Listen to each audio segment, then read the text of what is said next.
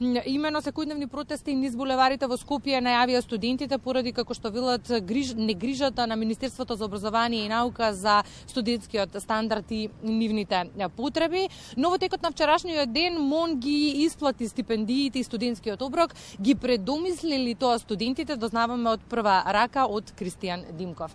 Добро утро, Кристијан, и благодарам што и на ова студено време ни излеговте во пресред за разговор во Македонија на утро. Па еве го и првото прашање. Се предомисливте ли по исплатата на стипендиите и обруците од МОН вчера? Најпрво добро утро и благодарам многу за поканата. Дали се премисливме тежок збор? Не. Сметаме дека мора, бидејќи гледаме како функционира работа во Македонија, мора да одржуваме притисок за да ги добиваме исплатите кои законски ни следуваат. Во однос на исплатата на студентски оброк, нас се исконтактира студенти од медицинскиот факултет во Штип, на УГД, дека на половина од нив не им пристигна студентски оброк. Дали е тоа некој поголем проблем, моментално не знаеме, обидуваме да знаеме, но дали се предомислени за утре конкретно прашувате? Да, за утре. За утре конкретно, најверојатно, мислам дека треба да се консолидираме. Нас имаме состанок денеска, па ќе видиме како ќе настапиме. Но сметам дека барањата на средношколците конкретно се добар дел легитимни, тоа е многу проблем кој е траен со години наназад. Со матурата, па ќе дискутираме и со нив, и измеѓу нас, и со другите студентски организации, па ќе видиме како би на... Исплатата на обруците и на стипендиите не се единствените предизвици пред кои се исправени студентите. Кои се вашите барања во моментов? Што се ги мачи студентите во Македонија? Што се не ги мачи, подобро прашање. Видете, најголем проблем е први непочитувањето на законските рокови, кога станува збор конкретно е за исплатава. Понатаму непостоење на рокови кога станува збор за реконструкцијата на студентските домови. Се вели дека реконструкцијата ќе започне, но кога ќе започне, како ќе се одвива, немаме никакви информации. Понатаму е нетранспарентноста на институциите, која станува збор конкретно за новиот закон студентски оброк кој ќе се применува од септември, иако не сум правник сега, тоа мора да се оградам од тоа. Е многу дискутабилен, како тоа ќе се одвива, тоа се одвиваше, иако веле од МОН дека ќе биде крајна транспарентно, не беше така, тоа не беа запознаени студентите.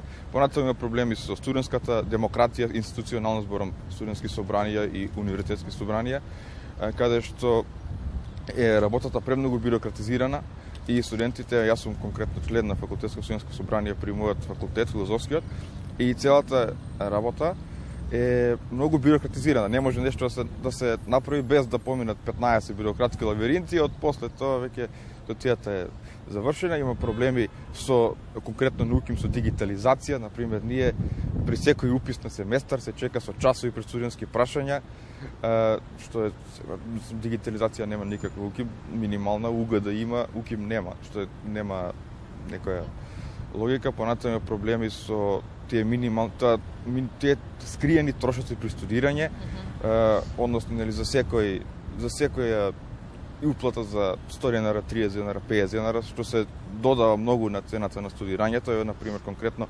мој другар заврши на УГД Вича медицинска школа за физиотерапеут и он за 3 години што има платено 100.000 денари, бидејќи УГД имат и тоа повеќето нив со тие скриени трошоци.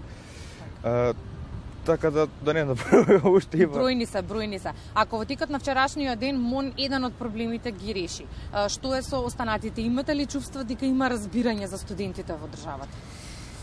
Искрено нема некој. Бидејќи прочитав една ваша изјава, велите, да, под притисок. Да, не е фер под притисок да се функционира. Па не, така е навистина, бидејќи не треба за секоја основна работа да се закануваат студентите со протести.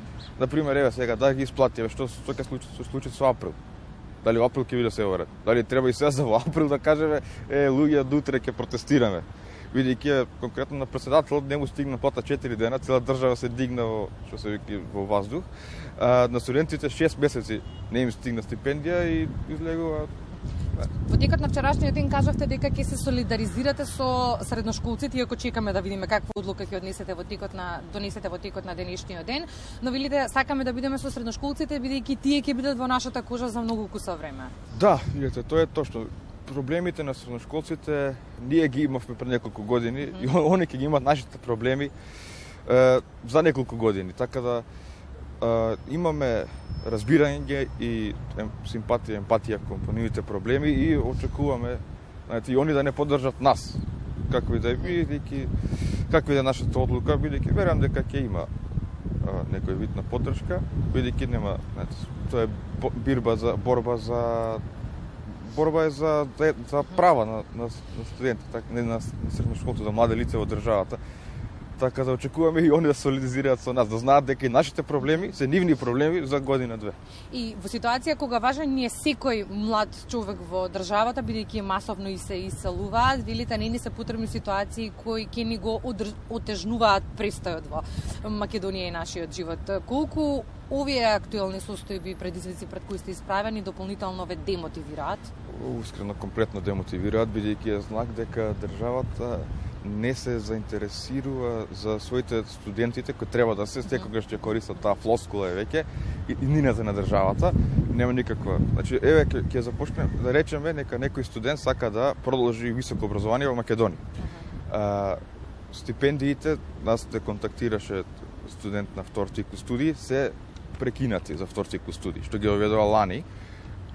За чисто информативно, бидејќи луѓе не знаат колку се скапи тие, за да еден студент магистрира и докторира се потребни над 10.000 евра. Тоа се пари кои просечно македонско семејство нема како да ги издвои, нема како да ги плати.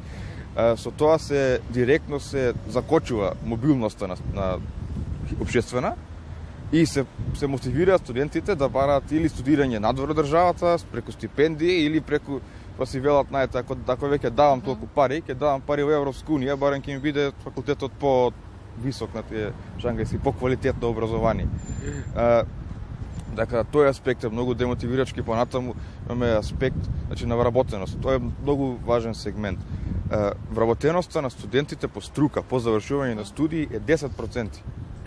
Тоа е катастрофално ниско ниво. Значи на светско ниво е околу 30%, кај нас е 10% и тоа прашање на нив колку тие 10% се со веќе однапред загарантирани работни места и со тоа колку останува за нас обичните смртници. Отворивме многу теми. Може ли да се договориме еве идната недела во Македонија наутро во студиото детално да дискутираме заедно со вас и со средношколците, па да видиме до каде сме и што треба да се направи. Како последна информација уште еднаш да потврдиме, ќе ве видиме ли со средношколците утре и ќе има ли блокади овде? Блокади не знам, а за дали ќе не видите не знам. За блокади би требало да има, за нас дали ќе не видите, ќе треба да. Но останувате поддршка на средношколците? Барем формално мислам дека да ќе да. Благодарам, Кристијан, за разговорот.